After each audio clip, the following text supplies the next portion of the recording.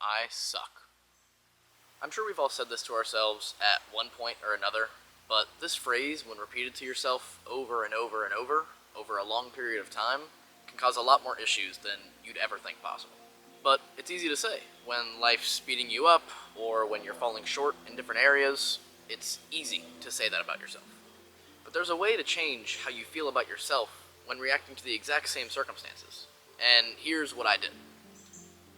Not a day goes by that I don't think about the goals that I have in mind and the amount of work that it's going to take to achieve them. And this came after years of forcing these reminders into my head of not only what my goals are, but how much work it's going to take. And I did that by writing it on sticky notes and putting reminders in my phone and saying it out loud every single time it would pop up in my head. But the biggest contributor has come from building what I call my subconscious mind, or my subconscious thinking. It's that little voice inside your head that tells you not to do that thing that you know you probably shouldn't, or reminds you that when you're getting down on yourself and you say, "Oh, I'm such a loser," that clicks in and goes, "Well, maybe this was just a lapse of judgment here."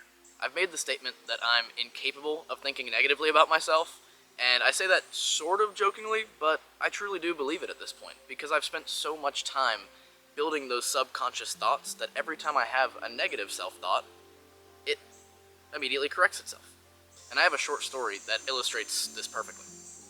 So I was doing this nighttime dive that was actually also an Easter egg hunt with about 100 other people at this really cool spring here in Florida, which you can actually check that video out on my other channel, Life with Levi. But there were eggs hidden around the entire cave for people to go find, just like an Easter egg hunt, and we were capped out at 4 apiece, and we would trade those in to get prizes at the end of the entire dive. But I chose to spend my first 10 to 15 minutes just thoroughly enjoying the dive itself, swimming around, enjoying being underwater with 100 other people in pitch black water in a cave with a bunch of flashlights. Like, it was so cool, and I was just prioritizing that over finding the eggs at first. But I quickly realized around that 15-minute mark, as I started to go look for eggs, that there weren't many left, and if any, I actually only had one. But I started to look around, and I saw other people's bags that had 5, 6, 7, 8 eggs in them, and I began to get upset about that. I don't have any, but yet I'm seeing people with more eggs than they even know what to do with. They literally cannot even cash those in to get more prizes. They're just going to have to throw them away. And in those next 5 to 10 minutes, when I was scavenging for eggs, just trying to find one more, I began to get upset as I'm watching all these people swim by with more eggs. I can't find any, and I simply said, "This isn't fair. And this isn't what I came here for." In my head, of course. I was underwater. And almost instantly, my mind retaliated with, "Well, did you expect it to be?" Which, did I expect it to be fair? No. Was it? No. So, my thought matched my reality, and now there's no more problem. And the second part that my brain told me was, what did you come here for? Like, if I didn't come here to enjoy the dive and to swim and have a great time and make a great experience, and I only came for the eggs, then why did I spend my first 15 minutes just enjoying my experience, rather than collecting the eggs? So clearly, what I came for was that, but yet I'm getting upset about something I wasn't even trying to do. And right at that moment, as I had this snap to realization, it all clicked, and I felt my blood begin to boil less, I felt my heart rate less in my throat, and I just continued the rest of my dive and enjoyed the swim, as I came there to do. The prizes weren't what it was about. It was about being there for that swim. And as you can see, the only difference in how my night turned out was 2 simple sentences that my brain told me, not the other way around.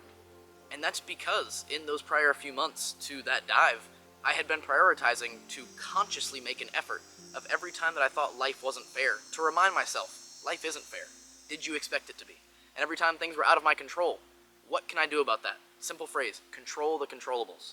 And telling myself that over and over, writing it down, putting in reminders on my phone, just these little things that make it come to actuality, make it become subconscious. I don't even have to think about it anymore. Whenever I have that thought, it's instantly battled with the better one that I'm trying to condition into my brain. And I've done this with multiple mantras and sayings over the years, to the point where I now have like a playbook that every time something pops up and red flag, call an audible, and I can instantly change the way I'm thinking about it, without having to consciously think it. It just changes. And I've continued to relentlessly remind myself of every single one of these little areas that I want to improve upon, because at a certain point, it just starts happening naturally. I use this other example as a more tangible one, but the thought of traffic. I know that instantly ignites something in some people. It's very much hated by a lot of people, but it is a prime example of something that is out of your control.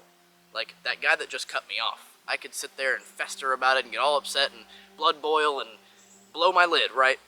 Or I could remind myself, or subconsciously or unconsciously say it to myself, that guy doesn't even know that I'm there.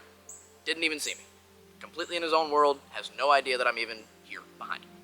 And just like that, I'm still in the exact same position, but now I'm relaxing in my car listening to some music versus blowing up angry, yelling at the person in front of me, slamming on my horn. And this has been one of my most shared methods to friends and family, to make them feel less vulnerable to their surroundings around them and feel more in control of their life.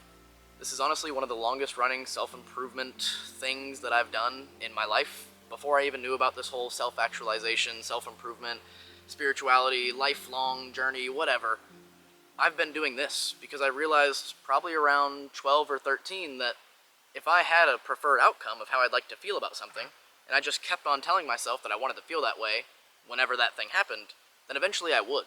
And I've done this across many areas of my life, throughout my life, and it's made this subconscious or unconscious mind a really strong one that allows me to not be vulnerable to my surroundings and not get easily upset by stupid things or unreasonable things, or not be overdone in certain areas or push myself too hard or get too down on myself or whatever.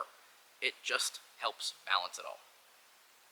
But as always, guys, thank you so much for watching. I really hope you found something useful in this video. If you did, please feel free to share it with someone else. I just want to help impact as many people's lives as I possibly can. And I greatly appreciate each and every one of you. I love you all. Thank you so much for coming, and I'll see you in the next one.